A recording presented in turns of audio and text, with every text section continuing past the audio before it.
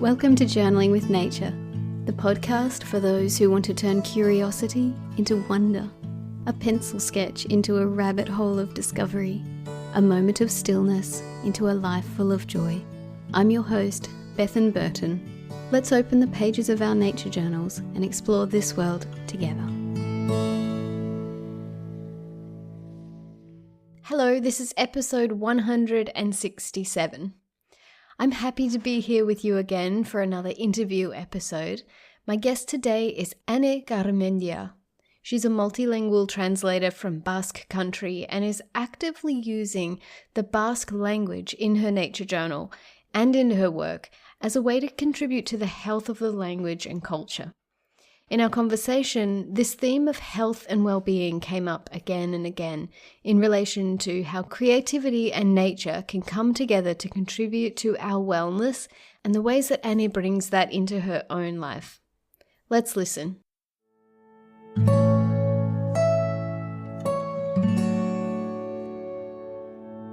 Thank you so much for joining me on the podcast. I think this is going to be a wonderful exploration and I can't wait to get to know you. It's a pleasure and an honor, Bethan, because I'm a huge fan of your podcast. Well, you know the podcast, you know the first question always is going to be exploring the beginnings of your connection with nature and creativity. And I'd love to hear some stories of your first experiences in nature. Yeah, well, I come from the Basque Country. I'm from Guipúzcoa, a little province. The landscape is green and it's full of valleys and hills. So, I'm connected to nature since I was born, basically. So, I have not been aware of that connection from the beginning because for me it was something normal. I lived surrounded by nature all my life, so maybe I took it for granted too.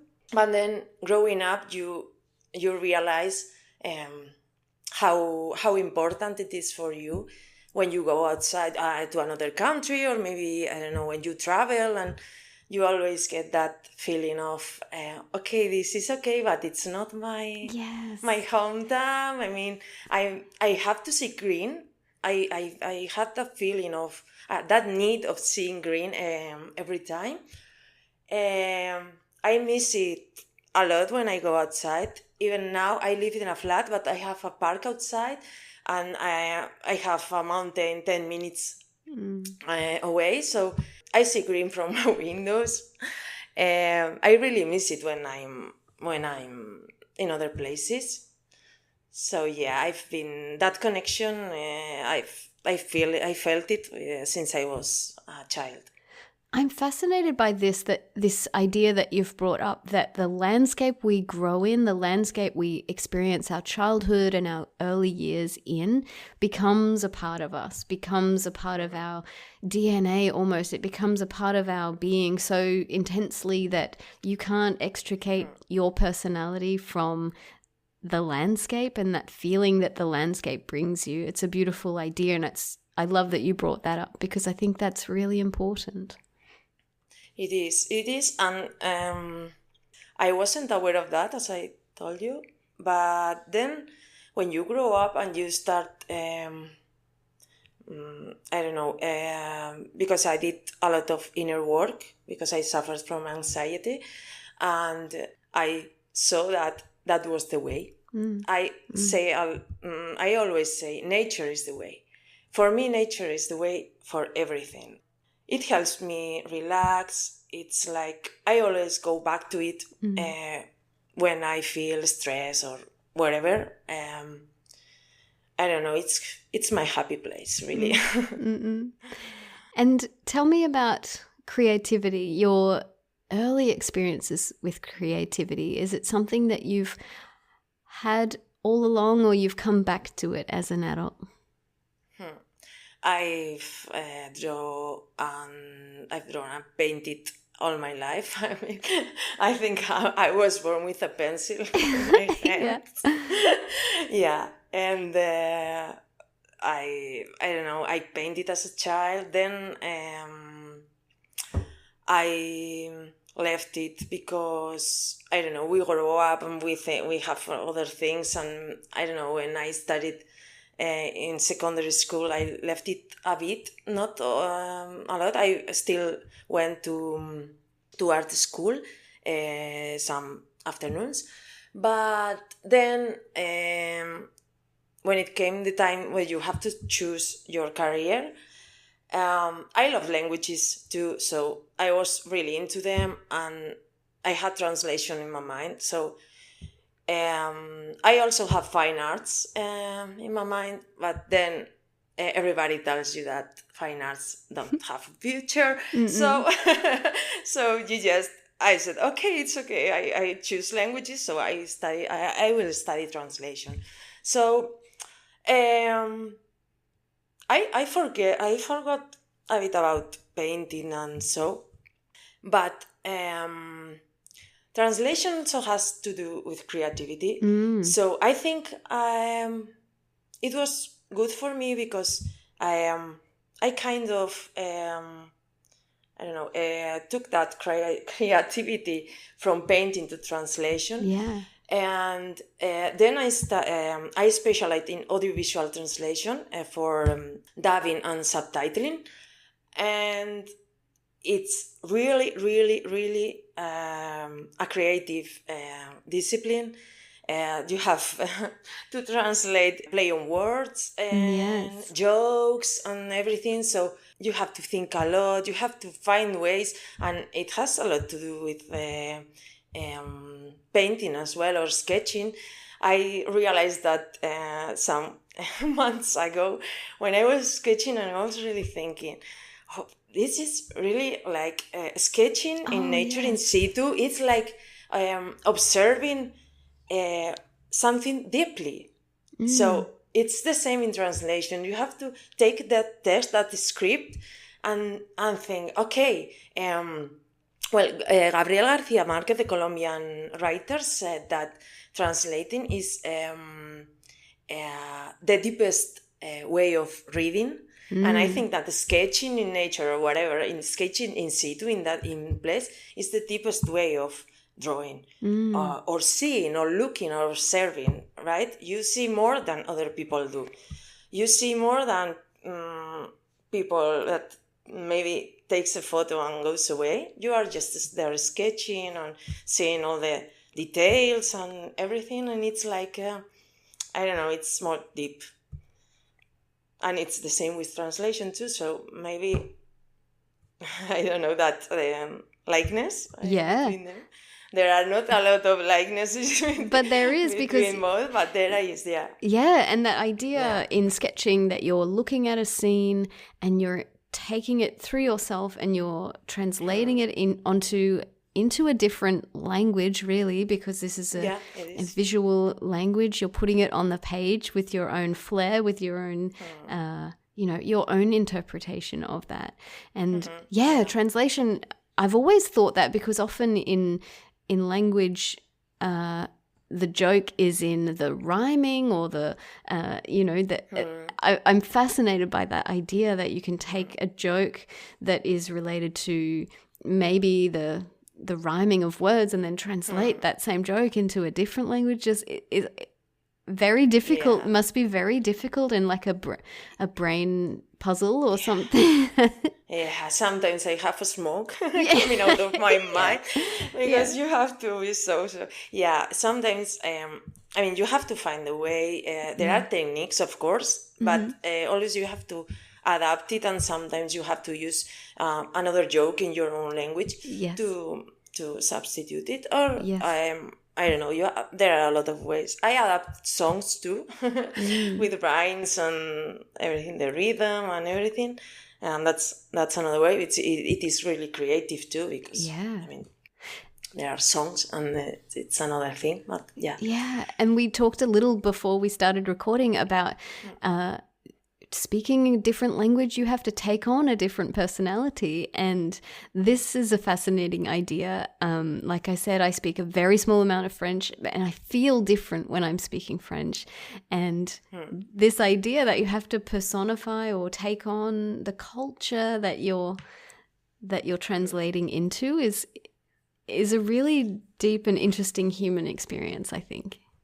It is. I mean, you don't know exactly what you feel if you don't learn another language. Sometimes it's difficult to explain to a monolingual person, but yeah, it's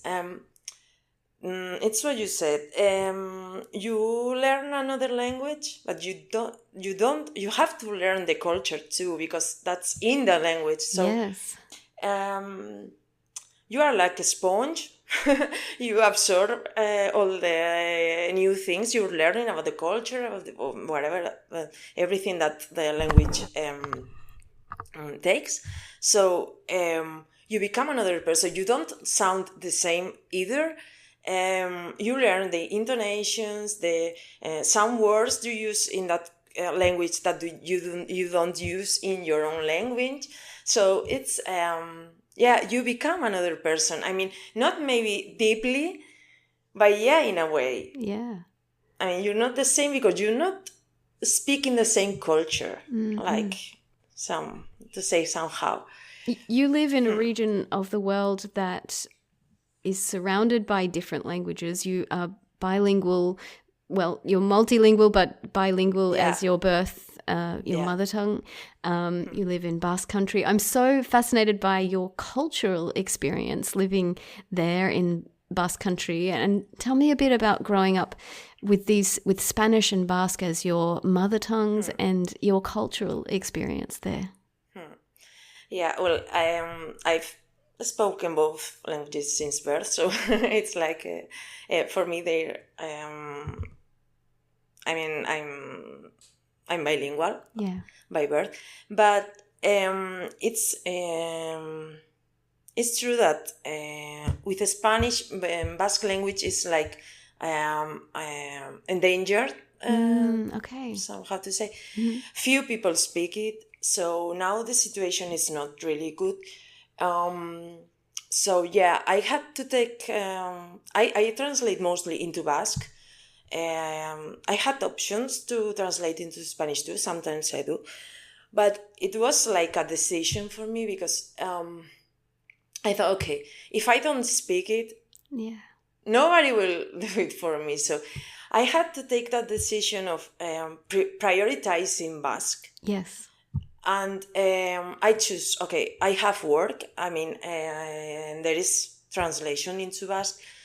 Not so much, but well, there is work for people, for translator into Basque. But I did prioritize it because I felt like I had to do it because it is endangered and very few people speak it, and it's not the situation is really bad right now because it has no future for to say somehow because of all the globalization. I mean, it's English and Spanish and everything is like everybody goes to them, and it's like and it is endangered. And also the government here doesn't they have it they show it like, oh yeah, but they don't do really politics for strengthening it. And I don't know, it's like we feel a bit abandoned sometimes, and we have to do it. So I said, okay, if I have to do it. So I decided also that my sketching and my watercolor life I was going to prioritize Basque too. So my Instagram is mainly in Basque. Then I have no problem translating it for people. I mean, I'm open to every question about everything. But yeah, I felt that need because everybody there are a lot of accounts in English, there are a lot of accounts in Spanish. So I said, okay, I have to do it for my language because I love it and I think it's a treasure. It is a treasure, but like somebody said, it is a treasure, but not to keep it in a museum. Yes, it is a treasure to be spoken, to be used, and it has to absorb the. I don't know. It had to evolve too. I had it like, I felt that I had to do it. Yeah. I love that you can do that through your Instagram, through your messaging, with your art, that to do your part to keep this beautiful language alive, because that's what languages have to be spoken to stay alive, and you're doing that in such a beautiful way. Yeah, that's my main aim. Tell me, because watercolor is your main medium, and you say that art has been part of your journey, and I wonder if you've always been with watercolor, or you came to that, or how did watercolor become such an important part of your art practice? I love watercolors when I was a child. Yeah. But I just look at it like, oh, okay. I was a child. I had to try everything. I tried watercolor pencils. I tried oil, acrylics, everything. But then, in secondary school, I think, when I went to art school some afternoons, we had to choose some, first with some pencil, then color pencils, then oil stuff. I saw that I was like 17-year-old, so I said, okay, I love watercolors. It's my preferred medium. So then I went to university, and then I just like forgot. And then when I came back and I started to paint again, I knew I had to start with watercolors again, because I don't know, it's the magic. Everything, I don't know.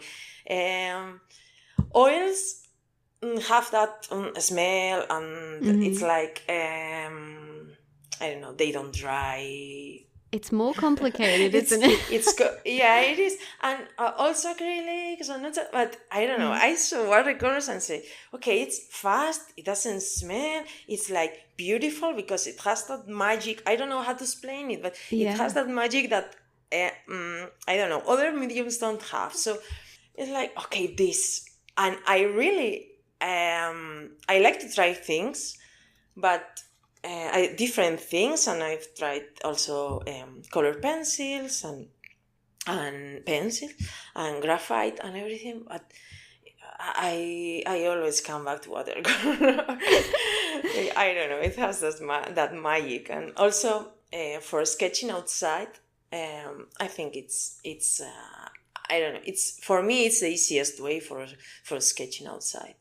Yeah. So, well, I've never really reflected on this before, but just as you were talking, I was thinking, because so many nature journalists and nature artists use watercolor, and there is the portability aspect that makes it attractive, but I wonder if there's also something to do with the fluidity, that it's water, that it's moving, that it's unpredictable. All these things are characteristics of nature, and I wonder if we subconsciously recognize something in the medium that is natural, that draws us to it. Yeah, it is. I think it's the closest medium to nature that is. I don't know, it's for the water maybe, like you said. Also, because of the happy accident that maybe does it. I don't know. The cauliflowers, like the blooms. Yeah. They like blooms, actually. They like flowers. That's like, actually the language that's used. Yeah, blooms. I hadn't thought about that. I don't know. There are a lot of connections. Also, the blur you get sometimes, and the I don't know. It's like there are a lot of connections, I think. Yeah. I can see from looking at your work and experiencing it through your Instagram page that color is really important to you, and I would love to talk to you about color and how it makes you feel, why you're drawn to color in this way, and your experience of color as an artist. Yeah, I love color always. So I started to study color some years ago, because I was so drawn into it. So I said, okay, I have to analyze it, and which different colors mean, and because I like to see them. I don't know. It's like they make me happy. Yeah. I don't know, color combination. I'm always like, I don't know. It's like they attract me. I see something colorful, I don't know, outside, and I'm always like, what? Yeah. What is that? Yeah, the eye goes It's to like, it. Yeah. yeah, it's like, I don't know. I feel really attracted with it. I don't know why, really. But watercolor really helped me to discover, not discover, but that side of me that, I don't know, I play a lot with colors too. I don't know why. Because sometimes I start sketching and say, oh, I have to, and I do a lot of charts just for the joy of it. Yeah. Because I like to see all the color together and so. And then I also studied the meaning of colors, and so I realized how they help you to feel that one mood or another. Yes. I feel emotions, like, I don't know, and to heal you too. So, well, I did a course for a one-to-one course with very few people, just to help them release stress and anxiety through watercolor and through colors. Like each color has, I don't know, a power. Yeah. It's like when you feel low, if you use bright color like reds and yellows, and so you feel happier. And that's, I mean, there are a lot of studies that say that that's like that. And I don't know, I really felt it in my skin, because when I use blues and purples, and so I felt more relaxed.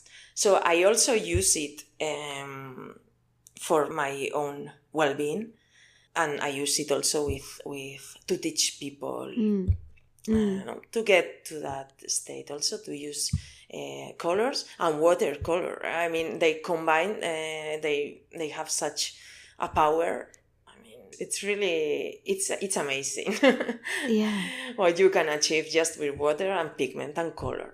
So yeah. And so you try, when you're painting outside, you have a little, very small, is it an art toolkit palette? Yeah, it's the tiny palette. Well, I have the pocket palette too, and the poly palette.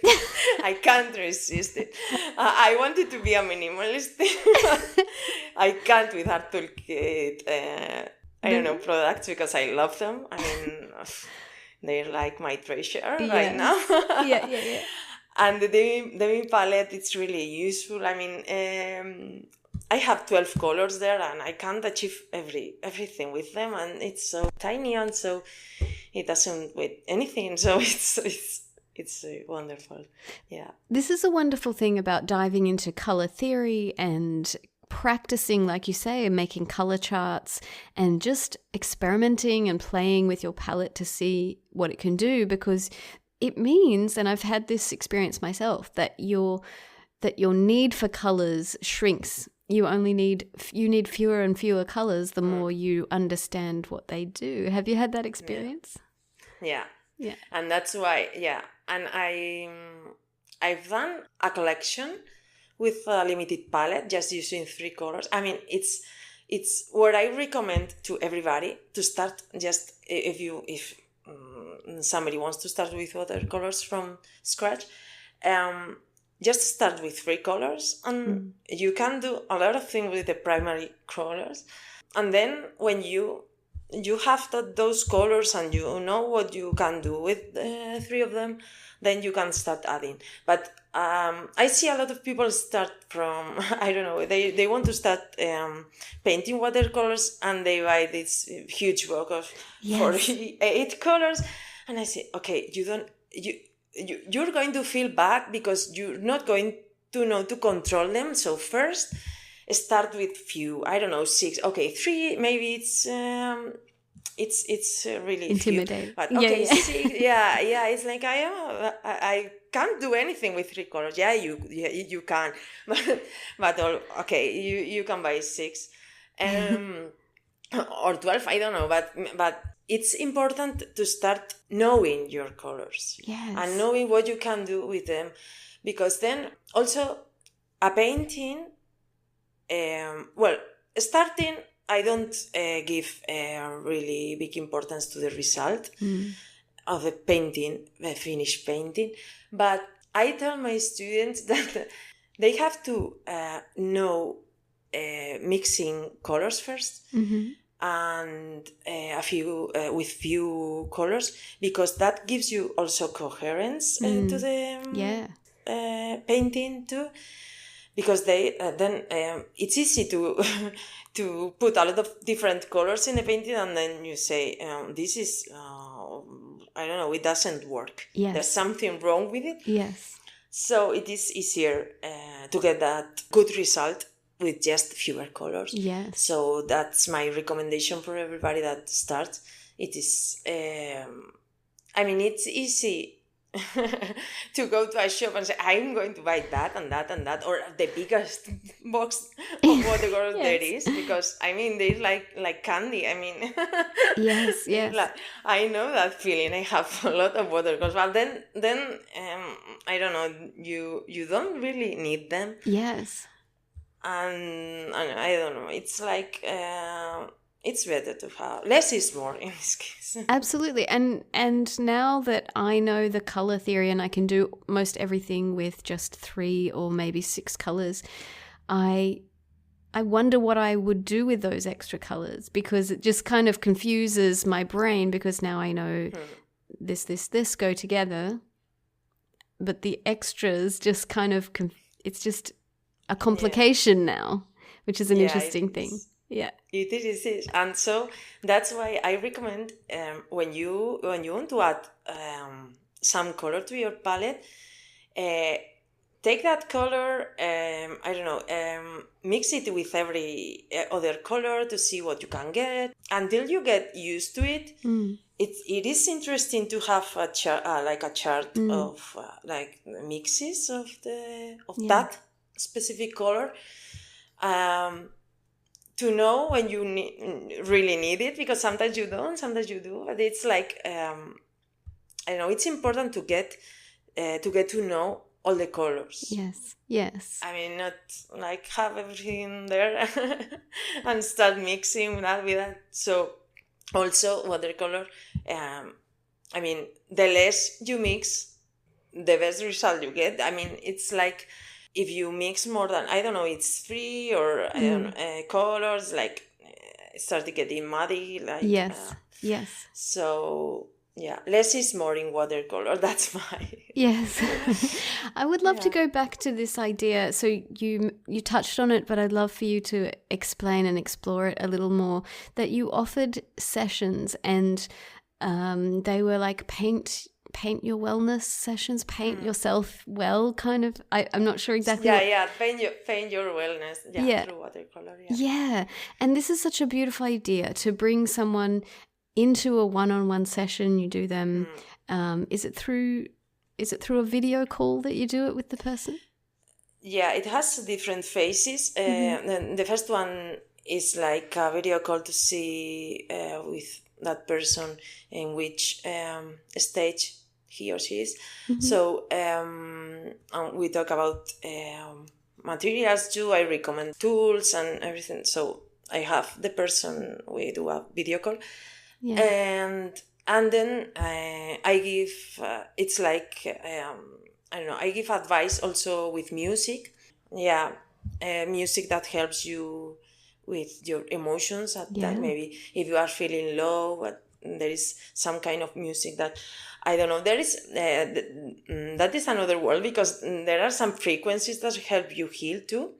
So I use some music for that, or maybe if you are feeling really stressed, there is some other music. And so I give advice about those things too, and the smells too, because if you use lavender, you get like so I give like advices that have helped me release my stress. So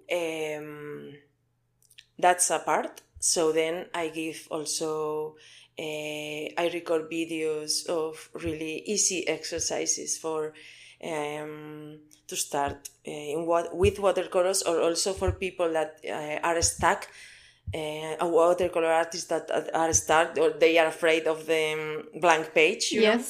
It's like there are really, really easy exercises with color and water. I always say that the important thing is the process, not the result. Mm-mm. Yeah, the finished painting. So I encourage them to use cheap paper. I don't care about paper. But they are exercises for stressing out. So, for releasing stress, for becoming... play with color and getting to know their palette. And it's like, I think it's the best start if you're starting. Because we usually start and we think, wait, I want to paint a landscape or whatever. And you can follow tutorials, you can follow, I don't know, some painting from scratch to finish. But I don't know, it doesn't teach you how to use watercolor in your own way. Yes. I don't know, it makes sense. Yeah. Because if you were always following tutorials and so, you can learn to paint, but maybe you will learn to paint in other way. I mean, the way that person is teaching. So I followed a lot of tutorials. I've done a lot of online courses, and it's really, really interesting. But you also have to do the other way. I mean, you have to get over with the blank page. I mean, it is quite stressful in the beginning, but with these simple exercises, I mean, it's just playing with watercolors. I don't know. It's like you forget about everything. It's not right or wrong. It's just playing. So it's a process. You have to learn that the aim is not the result, but the process itself. So, yes. Yeah. And I think that it is almost the same as getting to know your colors. It's about getting to know what water and pigment do on a page when I do this and when I do that. When you're playing, you're getting to know the medium of watercolor. But the beautiful result of that is that you're in the present moment, that you're releasing anxiety, that you're making yourself calm. And you can also add in, like you said, you can choose colors to lift you or to calm you, to bring your energy into more stability. And it's a beautiful thing that you offer. I really love this. Yeah, it is. I mean, I left it, I did it, I don't know, for a few people, but I have to change some things, but I will start giving that like service, because it's not really a course. It's like different, because I also help them through messages and so with WhatsApp and so if they have any problems, so it's like a one-to-one service, I would say. And I will do it again. I don't know when. But because I have to improve some things. But it is. I mean, people is happy with that. So, and I'm too, because if I get people to start with watercolors with that mindset, I'm happy.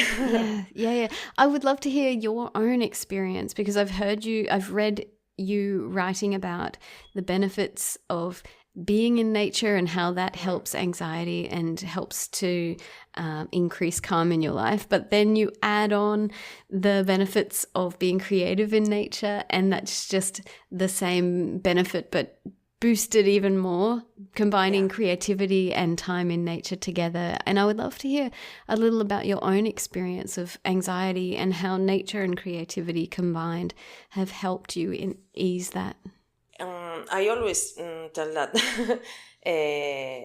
it's really different. I really, when I started sketching outside, I didn't start sketching nature. I started sketching buildings and so, like urban sketching. It is also, I don't know, calming too, because you're drawing, and then when you're drawing, it's like you're really concentrated and you're just mindful. Yeah. But nature adds something to that. Maybe it's because of the colors, the sounds, and everything. It all adds to it. Also, you have to like it. I mean, I didn't like urban sketching so much.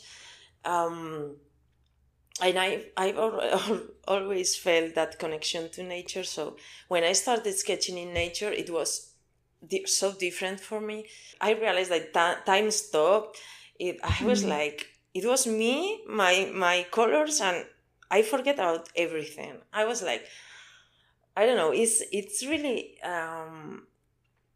sometimes it's difficult to explain it to others, but it's like suddenly it's really fast, because when it's just start to draw or paint and you're just in another world and you just start feeling really well. So that's why I started that one-to-one session for anxiety and stress, because it is fast.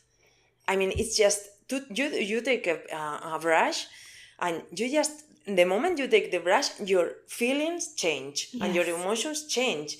So in nature, it is that, but multiplied by it's really, I don't know, healing. It's rich. I mean, you feel another person, you feel in another world. Like I said, it's like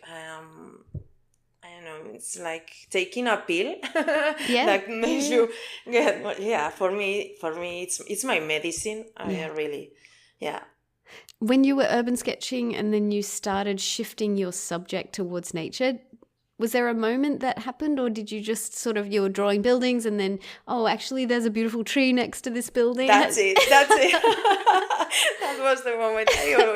I was drawing. I was always looking for something green to sketch. So I was like, we went to I don't know, we founded Urban Sketchers of Donosti of San Sebastian some years ago.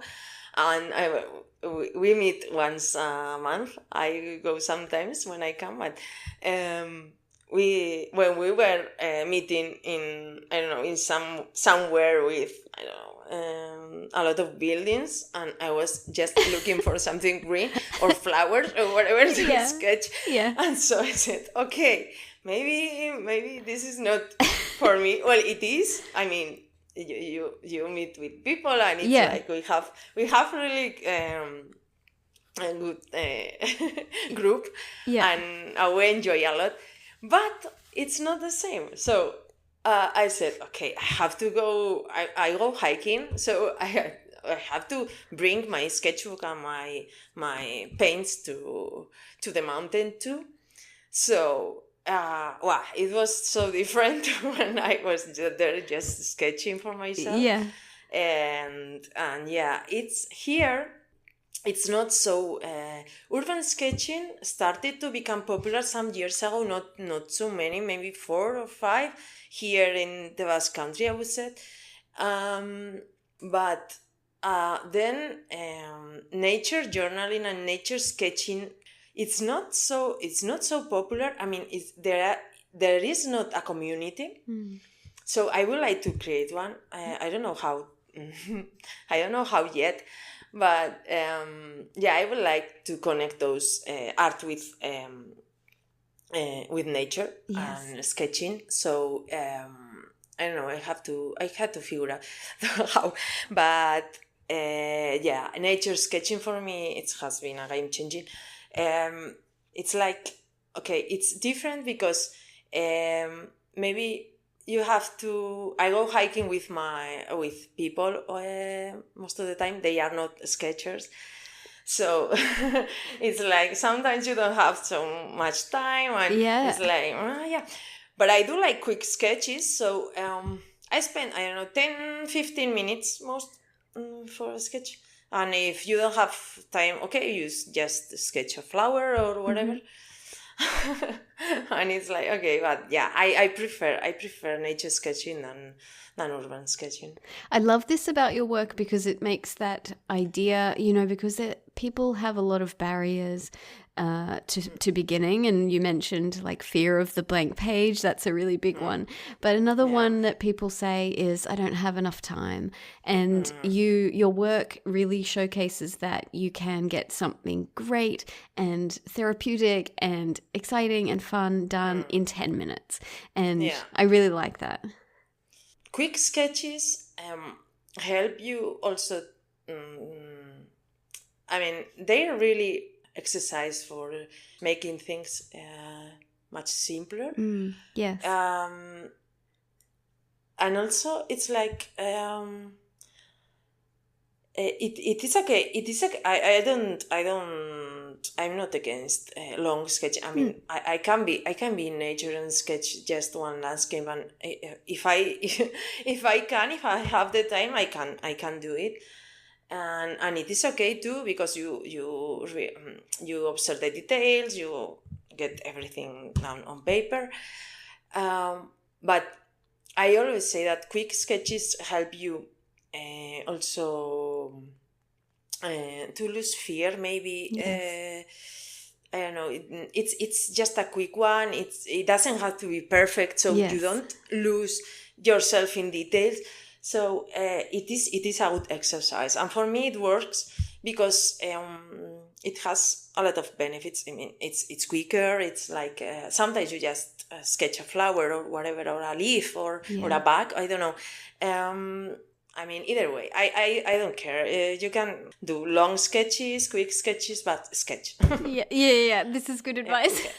Yeah. So you mentioned green sketching before. Green sketching is a special kind of modality created by Ali Foxon, and I would love to hear about your experience with green sketching and what's coming up for you in that way.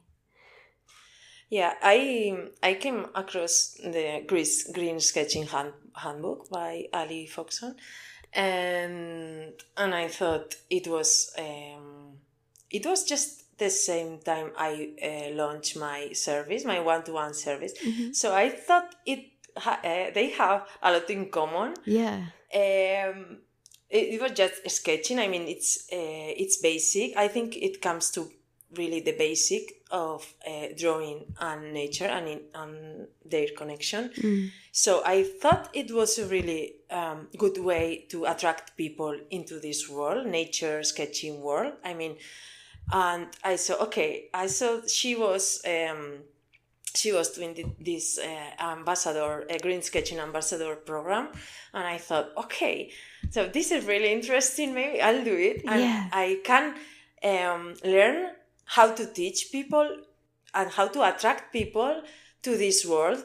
And maybe it's so basic that it is for everybody, and it's easy to start. And I thought it was really wonderful to have a wonderful way to really create a community around this.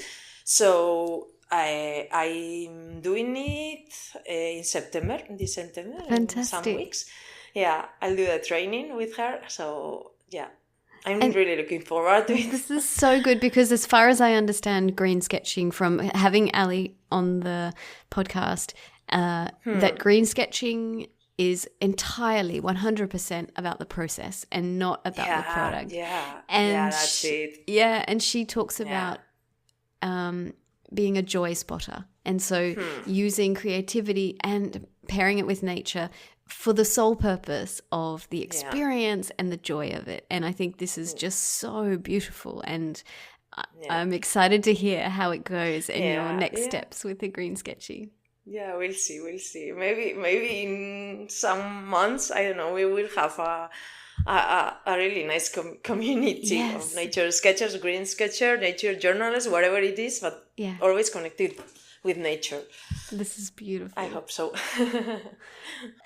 I notice in your work that there's a big theme of landscape paintings, and I wonder, you mentioned it a little bit, but I'd love to hear more about the nature that you experience when you go hiking, when you go outdoors. What does nature in your area look like? And then the idea of landscape painting and how that connects you with the environment. Well, here, as I told you, I live in Gipuzkoa. It's a province. It's really green. It rains a lot here. And it's full of valleys. We have mountains, but they are not really tall mountains. They are like forest. There are a lot of forests, and it's green. It's really green. So when I go hiking here, I use a lot of trees and as a subject.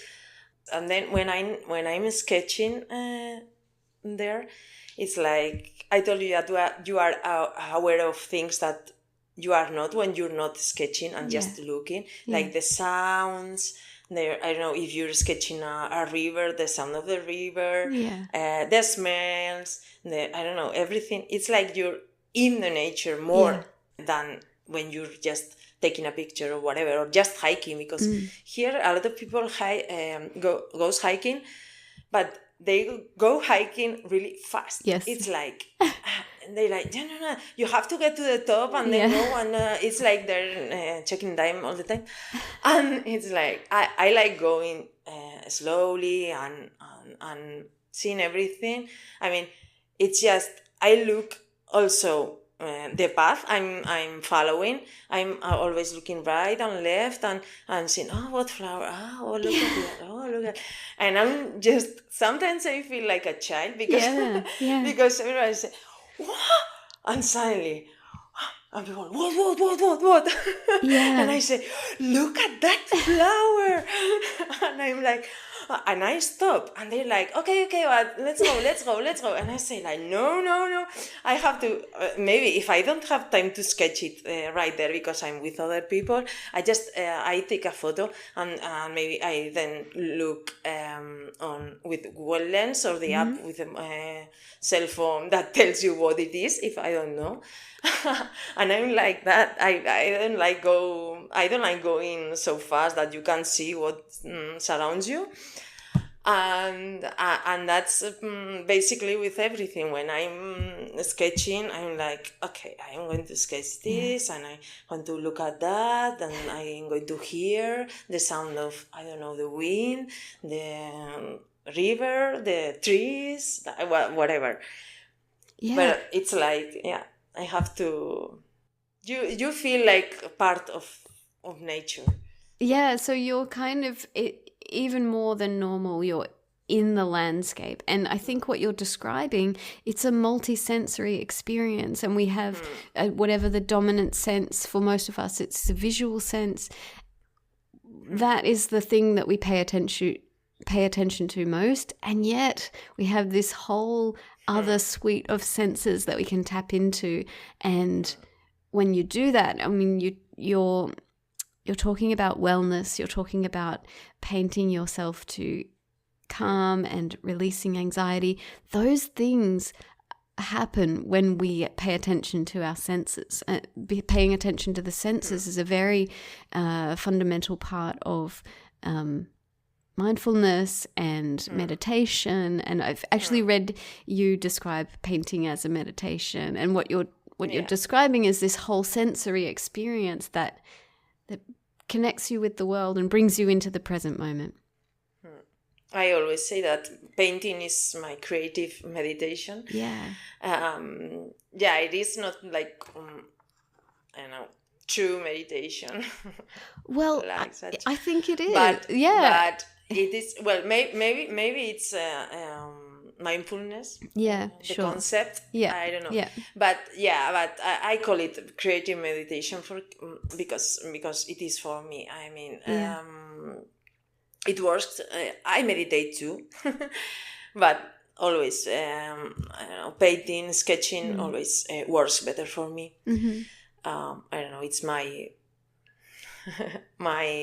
escape. To say. One beautiful thing that you've been focusing on in your paintings is painting the sky, and I think that the sky has the ability to help us feel that expanse, feel that sense of lightness. Tell me about painting the sky and a commitment to that. I saw Brooke Morales. I don't know if you know her. Yes. And she did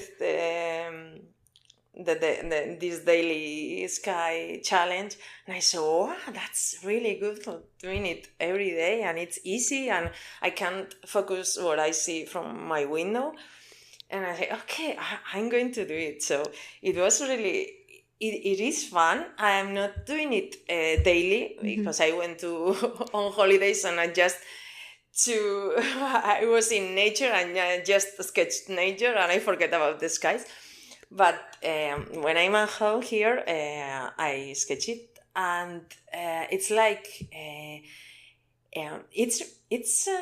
it doesn't seem like really, I don't know. It's like, okay, you paint the sky and that's it, but it makes you look up. Yeah. And that sensation, I mean, we're always looking down at our phones or whatever, and it's like we should. I don't know how who said that, but it was like a click for me, and I said, okay, that's true. We're always looking down, and also that makes us feel down too. Yeah. I mean, it's really that simple. I mean, if you look up, you feel better right away. Yeah. And that's it, because you see trees, you see the blue sky or gray sky here because it's mostly gray here. We don't see the sun much. Yeah, but it's not. Clouds are main, and it's true. Suddenly, if you look up, you feel better right away. So I thought, oh, it's a really good challenge. So I'm really into it. Yeah. I don't do it every day, but I do it constantly. So it is a really good challenge. And skies and watercolor match so beautifully, I think, because the sky is so flowing and fluid, and so is watercolor. Yeah. And also, you can do it really quick. I mean, I don't, even if it's not just a blue sky, because a blue sky, I mean, Brooke, there in California, they have really blue sky almost every day. Yeah, it's everything blue. So I say, okay, yeah, it is the same, but it's not the same. And she does it really well, because you can see the change. In the hour, maybe in the morning, it's not the same blue sky as in noon, or it's like, and she does it really well. So here, I mean, I have clouds, and it's really interesting. But even though there are clouds, it's really quick too. I mean, you don't have to. I also do really loose skies. I don't pay much attention to details and maybe the shadows of the clouds. Maybe I'll just do it quite loose, because I want it that way too, because I want to do it quick, to be also an easy habit to keep. Yeah. If you invest too much time in it, it becomes it's not doable on busy days or sick days. Yeah, that's it. So I'll keep it that way. So for me it works, and it's really interesting. Yeah. So thank you, Brooke, for the idea. Yeah. I love that about this creative community, that we can look at what the other's doing and get inspired and take that into our own practice. I think that's a really powerful, wonderful experience, connecting with others through nature and art. It is. Yeah, it is. I'm always looking for inspiration, so and for that, Instagram is really a good place. Yeah. I mean, I found really good sketchers, and also it helps you create community too. Yes, to get in touch with others and to ask and to. I mean, because here I don't have that. I have my urban sketch group. But they're not so into nature, so for me, finding people in this, I don't know, I don't care if it's nature journaling, green sketching, nature sketching as a whole, but it's different, and I feel like home. Yeah, that's beautiful. And it's also useful. Sometimes I find a weird insect or something in my garden and I'll put it online and say, hey, nature friends, what's this? And I always get an answer. Yeah, it is. It is. Yeah, it's okay. And also, when you don't know, maybe I say, oh, I found that way to do. I don't know what. Maybe I also like to play with other mediums, with water, with salt and everything. Yeah. And then somebody comes up and say, oh, have you tried to use that, I don't know what, paper to put it there and get that texture? And I say, oh, that's brilliant. So I try everything, and you learn a lot too from each other, and it's wonderful. It's exciting, and it's just such a good feeling to, especially when you put something up what might be considered very strange. The other day I put something online about seeing a slime mold. Actually, someone online told me that it was a slime mold, and it certainly was. And then I was talking about slime mold, and there's, a whole group of people who are excited for you, whereas the other population in the wider world away from this community would think that was very strange. But it's great to have your community that are happy to talk about clouds or slime mold or slugs or whatever. Yeah, because sometimes I feel like I'm crazy because I get amazed with everything. I don't care. I look at the sky and I say, oh, look at that cloud. Yeah. And my partner said, it's a cloud. It's just a cloud. What's so special about it? It's like, I don't know. It is special to me. I mean, I like everything that has to be with nature. I get amazed with it. I don't know. It's like with a flower. The other day, I was going with my dog for a walk, and I went to here everything is hilly, so there is a mountain near, and I don't know if it's a 10-minute walk or so. And I was walking, and I saw this flower, and I said, like a big one. I said, I don't know that flower. What it is?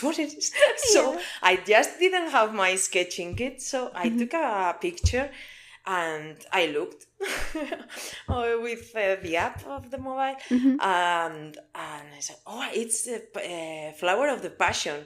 I never saw. Last week I didn't saw it before. So it was like, this is beautiful.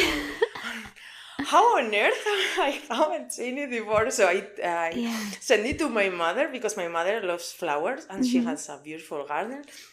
And she's like, yeah, that's the flower of the passion. And I say, oh, it's the first time I see it. And I'm like, oh, I almost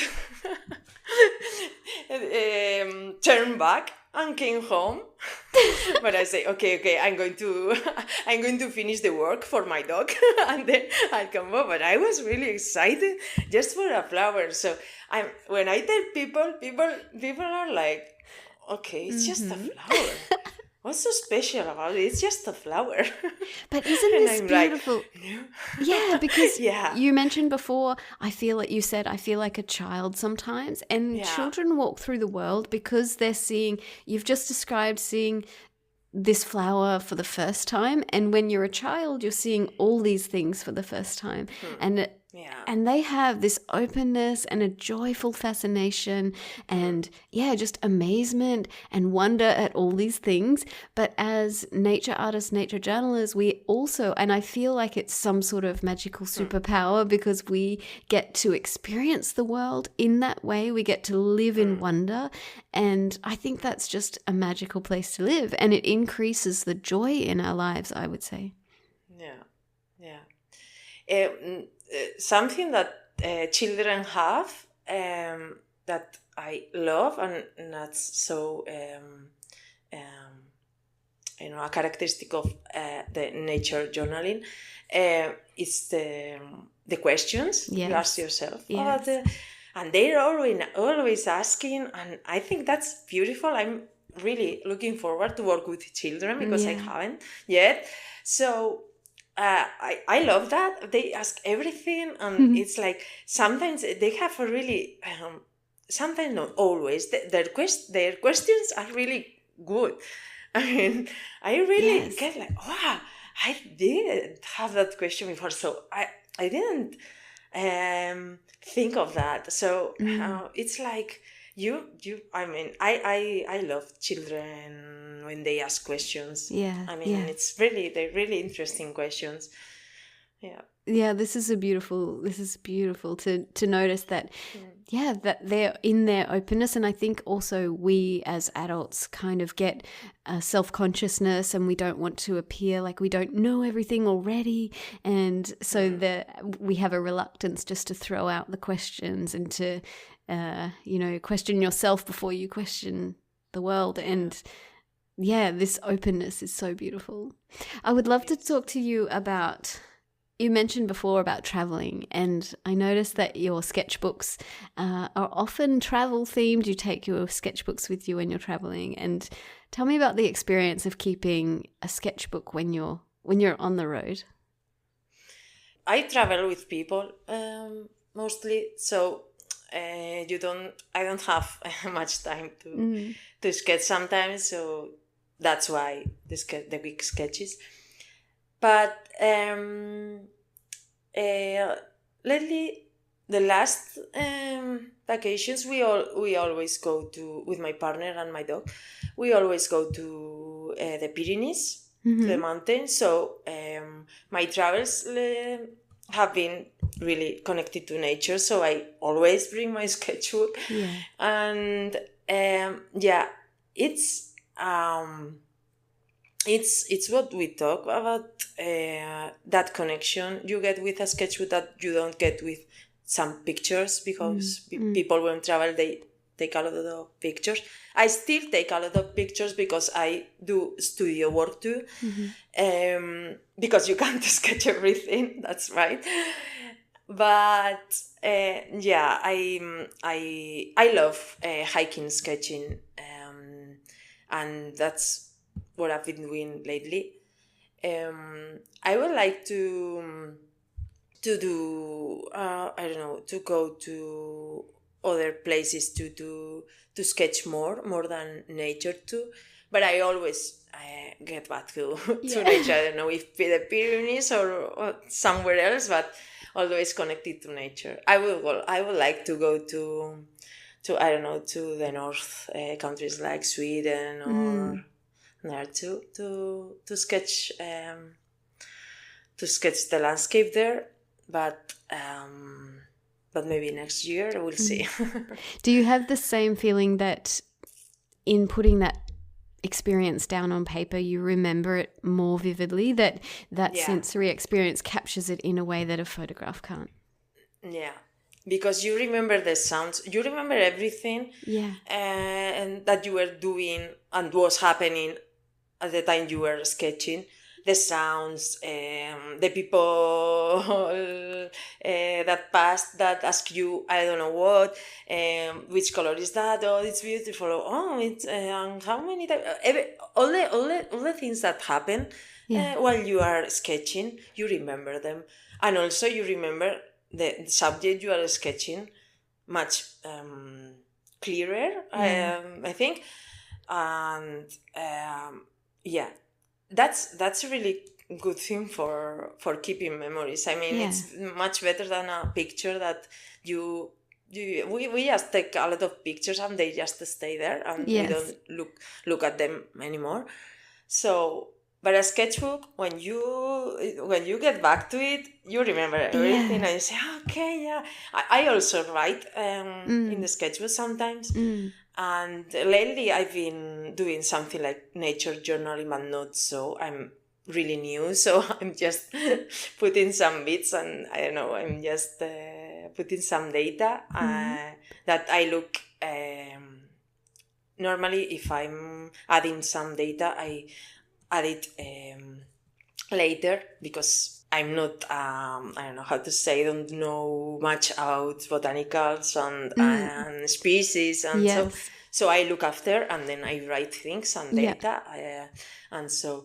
but I'm quite new to nature journaling, but I'm really liking. I bought the John Muirlow's book, Yes. the big one. Yeah. It's wonderful. Mm-hmm. So yeah, I love sketching animals too, and he has really good information about sketching animals, so that's good too. So yeah, I'll sketch more. I'll do more nature journaling from now on. Yeah. I hope. It has been amazing to talk to you. I love the way that you're bringing together art and nature and wellness. I think this is such an amazing benefit of what we do, and I love that you're highlighting that and helping others to see that as well. So thank you so much for this chat. It's been amazing. Thank you for having me, Bethlan. It's been a pleasure.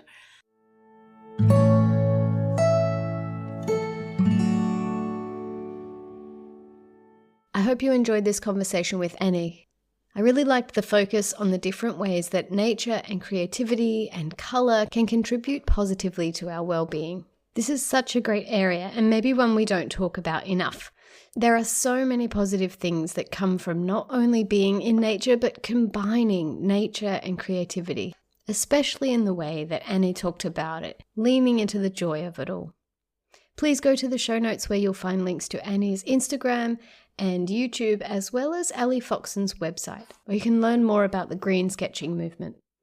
Thank you so much for listening. See you next week.